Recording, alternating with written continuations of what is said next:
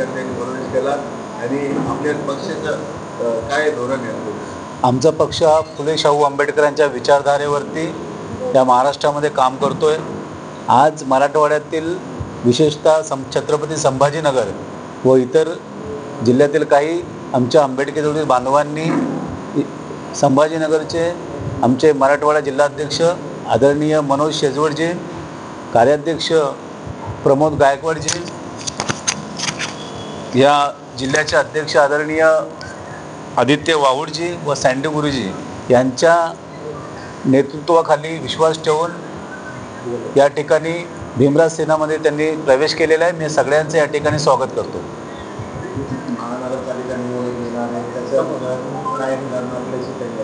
महानगरपालिकेच्या निवडणुकीमध्ये आम्ही या ठिकाणी इलेक्शन लढणार आहोत। सोबळावरती या ठिकाणी आम्ही इलेक्शन लढण्याचा निर्णय घेतलेला आहे। या ठिकाणी जे संभाजीनगरमधील आमच्या सहकाऱ्यांचं काम आहे ते काम पाहता येत्या महानगरपालिकेमध्ये आम्ही सोबळावर या ठिकाणी इलेक्शन लढू।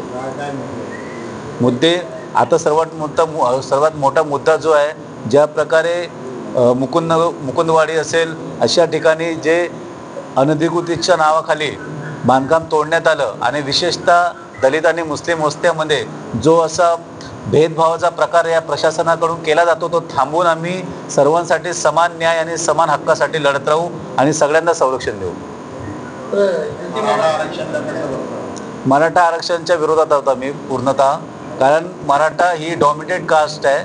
मराठा ही काही मागासलेली कास्ट नाही आहे आणि आपण पाहिलं असेल आजवर या महाराष्ट्रामध्ये जर कोणी अन्याय अत्याचार शेड्यूल कास्ट समाजावरती, ओबीसी समाजावरती किंवा आदिवासी समाजावरती केला असेल तर विशेषतः मोठ्या प्रमाणात मराठा समाजाने केलेला आहे। जर या मराठा समाजाला आपण आरक्षण दिलं तर तो आणखी मोठ्या प्रमाणात करण्यात येईल। त्यामुळे मराठा आरक्षणाच्या आम्ही पूर्णतः विरोधात आहोत। मराठा समाज मागासलेला नाही का? बिलकुल मराठा समाज हा मागासलेला नसून माजोरडा समाज आहे। जरांगेसोबत काही दलित संघटना पदाधिकारी आणि दलित काही दिसतात, व्यासपीठावर जाऊन करतात, त्यांच्यासोबत दलित आहेत, आंबेडकरवादी नाही आहेत। जे दलित आहेत ते आहेत, आम्ही आंबेडकरवादी आहोत। बाबासाहेब आंबेडकरांनी आम्हाला एवढं दिले की आम्हाला कोणत्या स्टेजवर जायची गरज नाही। आणि विशेषतः यांचा माजोरडापणा आपण पाहिला असेल की ज्या महापुरुषांनी संपूर्ण देशाला आरक्षण दिलं त्या महापुरुषांचे फोटो ते त्यांच्या स्टेजवर ठेवत नाही आणि आरक्षण मागता। अशा प्रकारे दुपट्टी धोरण अपनावणाऱ्या जातीवादी लोकांना आणि त्यांच्या आरक्षणाचा आम्ही पूर्ण विरोधात आहोत। आणि जे आमचे काही गेले असतील ते सगळे पाकिटवाली लोक आहेत, ज्यांना जिथं पाकिट भेटेल तिथं ते जातात। आमचे काही लोक तिथं भाकरी खाताना पण बघितलं असेल।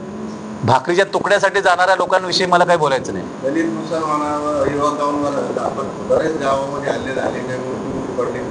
देवेंद्र फडणवीस यांनी आजही काही पत्रकार परिषदेतून दुःख व्यक्त केलं नाही, याच्याकडे ते करणारच नाही ना। त्यांची नीती मनोनीती आहे, त्या मनोनीतीनुसार मुस्लिम आणि दलित हे सर्वात खालच्या स्तराला आहे। यांनी आधी मुस्लिम समाजाला नमोहराम करून टाकलं आणि आता विचार करताय का ते बौद्ध समाजा मागासवर्गीय समाजात देखील नमोहराम करतील। परंतु आम्ही महामानव डॉक्टर बाबासाहेब आंबेडकरांचे वंशज आहोत। आम्ही अन्याय अत्याचार सहन करणारे नसून आम्ही अन्याय अत्याचाराविरुद्ध आवाज उठवणारे आहोत। आमचा इतिहास आहे भीमा कोरेगावचा। ज्या ज्या वेळेस अन्याय अत्याचार वाढतील तर मग आम्ही भीमसैनिक कशा प्रकारे त्याचा प्रतिकार करू शकतो हे पुढील दिवसात आपल्याला दिसेल। परंतु आम्ही मनोवादी नीतीच्या सरकारच्या पूर्ण विरोधात आहोत। कोणत्याही पक्षाची युती का नाही?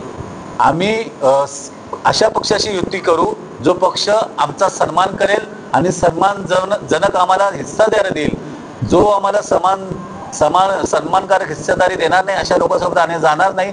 परंतु आमचा असा पुढचा उद्देश असेल आणि आम्हाला असं वाटतं की जर आंबेडकरवादी पक्ष जर या संभाजीनगरमध्ये एकत्र येत असतील आणि एक फोरम बनत असेल तर आमची पहिली प्रायोरिटी आंबेडकरी समाजातील जे विचार मान्य करतात अशा लोकांसोबत जाऊन इलेक्शन लढण्याची आमची तयारी आहे। महानगरपालिकेमध्ये वंचित बहुजन आघाडीसोबत होती, त्याच्यानंतर प्रकाश आंबेडकर वेगळे झाले, आता त्यांचे बरेच नगरसेवक निवडून आले दोघांमध्ये आणि त्यांचा तिथं विरोधी पक्ष नेता होता। यावेळेस काही कोणत्या पक्षासोबत चर्चा चालू होता?